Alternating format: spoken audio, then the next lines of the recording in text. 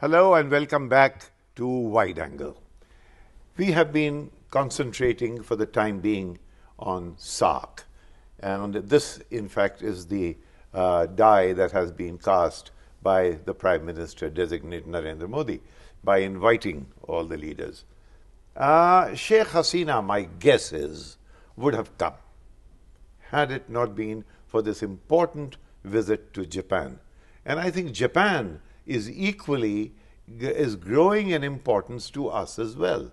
What is your take on Japan's getting into our ken? Is it part of the American pivot to Asia? I think you can see it from 2 points of view. From the side of Mr. Modi, his experience as Chief Minister of Gujarat, he had very good relations with Japan. He went at least twice, I think. He was keen to get investment from Japan. And I think he felt that Japan treated him better than, for example, the Americans or the Europeans, the British did in the aftermath of the 2002 riots, killings. Mm-hmm. So I think he feels that Japan, he spoke this week about the immense gratitude he has to Japan. So I think he has a natural warmth when it comes towards Japan. Japan, from the other side, has every reason to want to develop a strong relationship with India because India represents a counterbalance to China. A strong relationship between two democracies is very important. The Americans would bless that relationship too. I think there's a big strategic push. I think Shinzo Abe, the Prime Minister of Japan, in some ways is a similar figure to Narendra Modi. They understand each other. I think they get along well.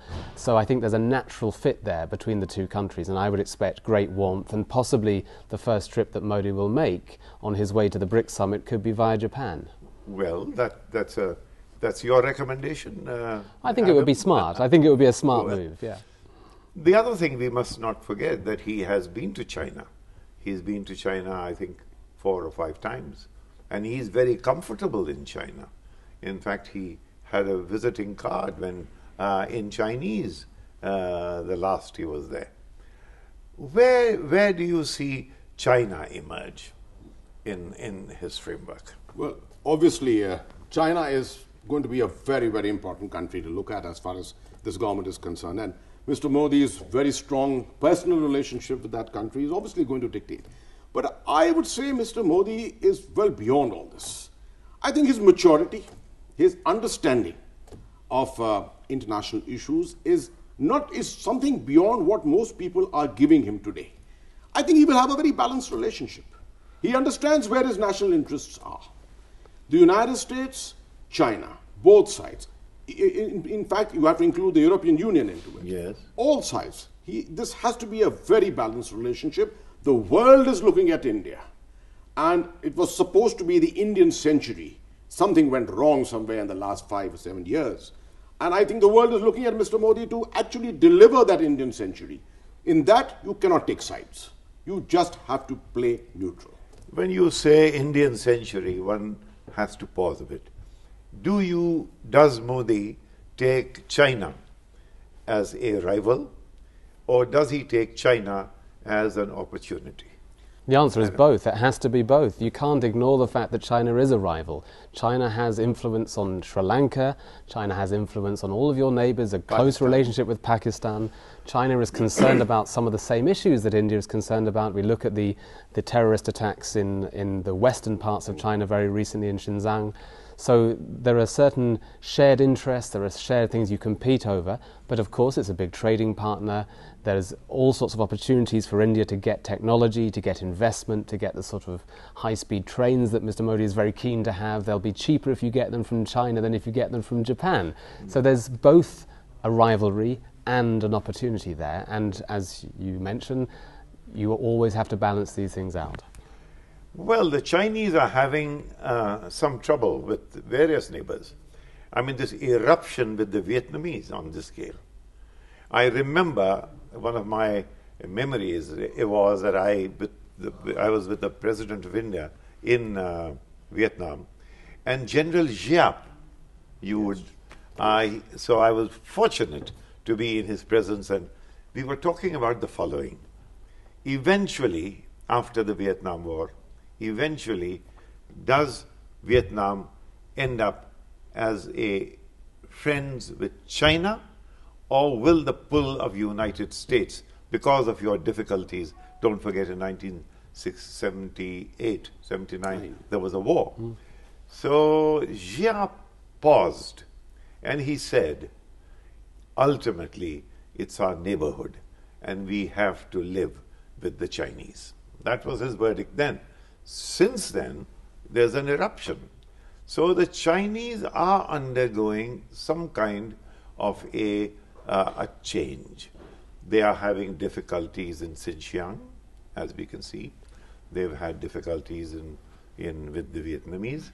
So this is a good time for India to wait and watch, although some thinkers here, General, believe that China has a lot of spare cash.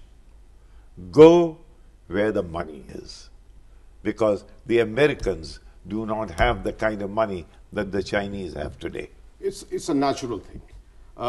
China is today, the size of the Chinese economy, the progress that they have made technically and in terms of research and development, in terms of weaponry, everything, the interests lie in ensuring that we have a strong Sino-Indian economic relationship and a military relationship.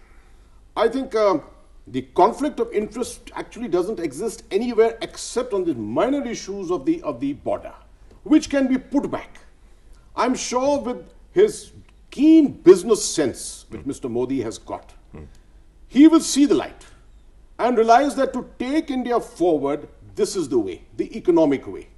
And the best way is to ensure that we become partners with China. Yes. Put back all these issues of borders, etc. I'd like to remind you of one thing.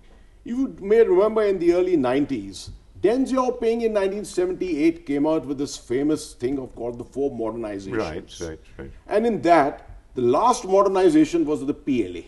The first one was agriculture, and in the middle somewhere was technical education. Now in the 90s, China decided to put all its border disputes behind them and continue on the path of economic progress. Just when Deng Xiaoping announced the four modernization, the foreign minister of India, Atal Bihari Vajpayee, went there to check out in 1978. But, I mean, the history is all very well, but let's not get too starry-eyed about China. No, in fact, you have to run through Asia and look at the anxiety that is very real among fellow democracies in Asia who are concerned about managing the rise of China. I'm not saying a new government should go looking for conflict or confrontation, quite the reverse. But let's look at Japan, the Philippines, Vietnam. Because time is running out, I want you to come in with US-India relations, because that must be a great concern also. Well, I think the Indo-US relationship has gone sour in the last couple of years. Clearly, there are a series of problems. Surely Kobar Gade is not the only reason. No, I think Kobar Gade is a symptom of some other problems, whether you go back to disagreements over the purchase of military jets or whatever it is. But I think structurally, there's a great deal to drive India and the US together. There's shared interests, there's shared economic ties, there's a desire from India to get hold of the technology, the investment that America can offer. And actually, as an investor, America is a much bigger investor than China can be. There always is so much more to say than time permits. I'm being told in this machine here that we have exhausted the time allotted to us. And on that note, because he has kickstarted the campaign, there was nothing on foreign affairs. And suddenly he has set the foreign affairs as the main theme from now until the cows come home. So see you on Raisina Hill for the inauguration of India's 15th Prime Minister. Thank you and goodbye.